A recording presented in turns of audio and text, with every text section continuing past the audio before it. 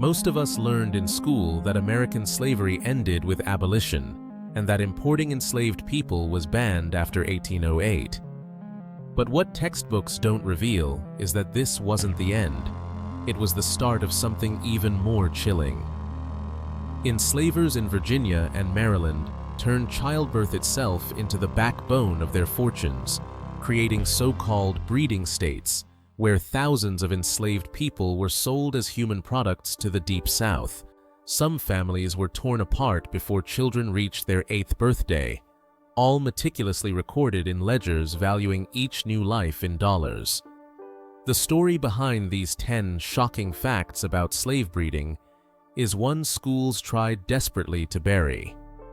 But why did this hidden system become so central to America's wealth, and what did it really cost? In the decades after 1808, Virginia and Maryland became known as the breeding states of the Upper South. With the international slave trade cut off, enslavers there faced a new reality. Their fortunes now depended on the bodies of the people they already owned. In places where tobacco no longer paid, enslaved children born in Virginia and Maryland became the region's most profitable export. Traders and planters calculated every birth, every body, as part of a business model that treated human beings as capital. Between 1820 and 1860, Virginia's enslaved population grew from just over 425,000 to nearly 491,000, a modest increase compared to the boom in the Deep South, but enough to supply a steady stream of people for sale. Maryland, by contrast, saw its enslaved population decline from more than 107,000 to just over 87,000. The numbers tell a story of forced migration. As many as 300,000 people were uprooted from Virginia alone and shipped south, most of them through commercial trade. Shipping manifests, bills of sale, and plantation records tracked these transactions with chilling precision. Enslaved men, women, and children were marched in coffles or packed onto steamships, sent from Richmond or Baltimore to the markets of Natchez and New Orleans. By the 1850s, Richmond's biggest business wasn't tobacco or iron, but the sale of people. An enslaved child born in Virginia might be sold for the equivalent of $50,000 today, their value rising with every mile they traveled south. The scale of this internal slave trade reshaped the entire economy of the Upper South. Surplus labor became the region's chief commodity, and the wealth generated from these sales rivaled profits from any crop. Some counties in Maryland and Virginia lost a quarter or more of their enslaved population in a single decade. At the same time, the Deep South's cotton fields filled with people whose only connection to their new homes was a price tag. This forced migration didn't just move bodies, it tore apart families and communities, all in pursuit of profit. The ledgers kept by traders and planters reveal the cold arithmetic behind every sale. For those left behind, every birth was shadowed by the knowledge that a child could be sold at any moment, their fate sealed by demand hundreds of miles away. In the breeding states, human life itself became the most valuable crop. In colonial Virginia, a single law changed the fate of generations. The 1662 Statute of Partus Sequitur Ventrum decreed that every child born to an enslaved woman would inherit her status, regardless of the father's identity. This legal doctrine broke from English tradition, which usually traced a child's status through the father. Instead, it made the womb itself a source of property. The law was simple, but its consequences were devastating. Every birth meant new wealth for the enslaver, and every pregnancy was a legal guarantee of profit. Plantation records and court inventories from the 18th and 19th centuries reveal how this law shaped daily life. In probate appraisals, enslaved women of childbearing age, often labeled as breeders or breeding women, were valued above others. Their price reflected not only their ability to work, but their potential to produce more enslaved children. Appraisers listed the number of children each woman had, and sometimes even noted the ages of her offspring, calculating future returns like a livestock ledger. The incentive structure was clear. The more children an enslaved woman bore, the more valuable she became to the estate. Legal records from Virginia, Maryland, and South Carolina show that women who had proven fertility were sold for higher sums. In one 1820s inventory, a woman named Dinah was appraised at nearly double the value of a man her age because she had 5 living children. On another plantation, a woman's worth was explicitly tied to the number of children she had produced in the previous decade. This legal framework gave enslavers a direct financial motive to force pregnancies. It also erased any legal recognition of paternity or family ties among the enslaved. Fathers had no rights to their children, and the law recognized only the mother's status as property. The courts enforced these rules with chilling efficiency. In disputes over inheritance, judges examined breeding records and sales ledgers to determine the value of enslaved estates, often down to the number of infants and pregnant women. By encoding reproduction into property law, partus sequitur ventrem turned sexual violence into a business strategy. The forced pregnancies that followed were not just tolerated, they were protected and monetized by the law itself. The result was a system where every child born into slavery deepened the wealth of the enslaver, and every enslaved woman's body became a site of legal and economic exploitation. Plantation ledgers in the Deep South recorded more than just names and ages. They tracked pregnancies, births, and bloodlines with the same detail reserved for livestock. Enslaved girls, some as young as 13, were entered into these stud books when their bodies first allowed it. The records show a relentless math. One woman, 10 to 15 pregnancies, each child a line item in the estate's future profits. A woman's value was measured in the number of healthy children she produced, and the pressure to bear more was constant. WPA interviews decades later recalled how enslavers selected certain men as stock, forcing them to father children with multiple women, regardless of any bond or desire. On some plantations, these men were called stockmen, or studs, chosen for their strength and kept apart from their own families. Harriet Jacobs, enslaved in North Carolina, wrote about the terror of being forced into motherhood by her owner.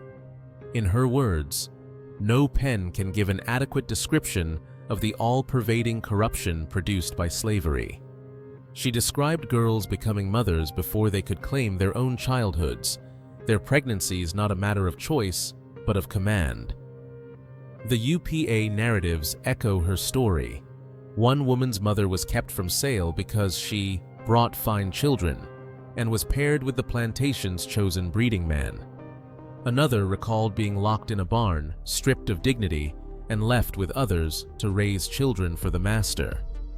These practices weren't hidden from the record books. Some plantations kept detailed lists, marking down each birth, the names of mothers and fathers, the dates, and sometimes even the physical traits of the newborns. A girl's first pregnancy, often at 13 or 14, was just the beginning. The ledgers reveal a pattern of repeated pregnancies, sometimes a dozen or more, with little concern for the woman's health or wishes. The cold arithmetic of these records leaves no doubt. Reproduction was managed, measured, and enforced. Behind every number was a life shaped and broken by a system that reduced human beings to breeding stock. In the heart of the slave markets, a separate economy thrived, one that traded not just in labor, but in sexuality. Advertisements in New Orleans and Richmond newspapers listed women as fancy maids, chambermaids, or simply quadroon girls. But the coded language was widely understood. These were young, light-skinned women and girls, often described as bright mulatto or octoroon, singled out for their appearance and sold specifically for sexual exploitation. The market for so-called fancy girls operated in the open, with bills of sale and auction broadsides listing their ages, complexions, and supposed virtues. The price tags told their own story. In 1818, a 12-year-old quadroon named Chloe was sold for $1,800, more than the $1,250 paid for prime male field hands at the same auction. In Louisville, a trader bragged about selling a devilish pretty quadroon wench for $9,000 in the early 1850s, a sum that dwarfed the going rate for nearly any other enslaved person. Most sales didn't reach such extremes, but even routine transactions showed a clear premium. In New Orleans, light-skinned women consistently brought 5 to 11% more than their darker-skinned counterparts. The difference wasn't just in the numbers, it was in the way these women were displayed, dressed in fine clothes and jewelry, paraded before buyers whose interest had nothing to do with fieldwork. The business of the fancy trade was deliberate and public. Auctioneers advertised a very superior, bright mulatto girl, aged 15 years, with fine figure and manners. Some traders specialized in this market, transporting fancy girls from as far as Maryland and Virginia to the Deep South, where demand was highest. Buyers included wealthy planters, politicians, and merchants, men willing to pay many times the average price for a woman whose skin was almost white. The most sought after were described as nearly white, their value measured by the degree to which they could pass for a free woman or even the daughter of their purchaser. The records don't just reveal prices, they expose the logic of the trade. The lighter the complexion, the higher the bid. Girls as young as 10 or 11 were auctioned as fancy, their youth and vulnerability adding to their market appeal. The sexual commodification of these women and girls was so normalized that it shaped the language and structure of the market itself. In New Orleans, the sale of fancy girls became so lucrative that it was considered a distinct branch of the slave trade, with its own brokers and regular clientele. Behind each transaction was a life upended. These women were separated from their families, stripped of any chance at safety or autonomy, and forced into a world where their value lay in their ability to satisfy the desires of white men. The profits from these sales flowed into the pockets of traders and planters, fueling an economy built on sexual violence. The fancy trade was not a footnote. It was a central, profitable enterprise, openly advertised and carefully documented, revealing just how far the market for human beings could go. Thomas Jefferson, author of the Declaration of Independence and third President of the United States, kept meticulous records of his plantation's operations. In his farm book, Jefferson tracked the births of enslaved children at Monticello with the same care he gave to crops and livestock. His private correspondence reveals a chilling calculation. In 1820, he wrote, "I consider a woman who brings a child every 2 years as more profitable than the best man of the farm. What she produces is an addition to the capital." For Jefferson, every birth meant more wealth. Children born to enslaved women increased his holdings, their lives measured in future earnings. This was not an isolated view among Virginia's elite. Letters between Jefferson and fellow planters discuss the natural increase of their enslaved populations as a source of reliable profit, especially after the 1808 ban on the international slave trade. Jefferson's friend John Hartwell Cocke described how slave owners in Virginia believed their profits consist in the increased number and value of their slaves, not in the crops they grew. Detailed ledgers from Monticello show that women of childbearing age were tracked for their fertility, with notes on how often they gave birth and the survival of their children. A 2-year interval between births was considered ideal for maximizing returns. The contradiction between Jefferson's public ideals and his private business practices is stark. He spoke of liberty and equality, but his economic survival depended on the forced reproduction of enslaved women. His records do not mention the violence or coercion behind those numbers, but the arithmetic is unmistakable. Every child born at Monticello was counted as capital, destined for labor or sale. Jefferson's careful accounting reveals how the nation's founding generation turned human reproduction into a business strategy, embedding forced breeding into the very core of American prosperity. On Duke Street in Alexandria, Franklin and Armfield built their empire behind brick walls and iron bars. Their business model was simple: buy children and young adults in Virginia and Maryland, then ship them south in massive groups to the booming markets of Natchez and New Orleans. Boys and girls as young as 8 were separated from their mothers, sold with the promise that their youth meant years of profit ahead. Franklin and Armfield's own policy made it clear children were the most reliable investment. They wrote, "It is best to buy young, for they will last the longest and bring the best prices." By the 1850s, the value of enslaved people had soared. A healthy child could fetch the equivalent of $50,000 today. Traders like Franklin and Armfield dealt in so many lives that their ledgers read like the balance sheets of a Wall Street firm. In 1860, the total value of enslaved people in the United States surpassed $3 billion, more than all the nation's railroads and factories combined. This was not a shadow economy. It was the backbone of American wealth. Children, once weaned, were auctioned in Richmond and shipped in chains to the Deep South. Traders tracked every transaction, every birth, every sale. The forced migration of over 1 million people from the Upper South to the Cotton States was not just a tragedy. It was a business plan executed with ruthless efficiency. Franklin and Armfield alone moved thousands each year, their profits flowing north into banks, factories, and universities. The wealth built on these bodies shaped the fortunes of families and cities for generations, long after the last auction block fell silent. In the shadow of forced reproduction, enslaved women carved out quiet acts of resistance. Across the cotton fields and quarters, knowledge passed from mother to daughter became a shield.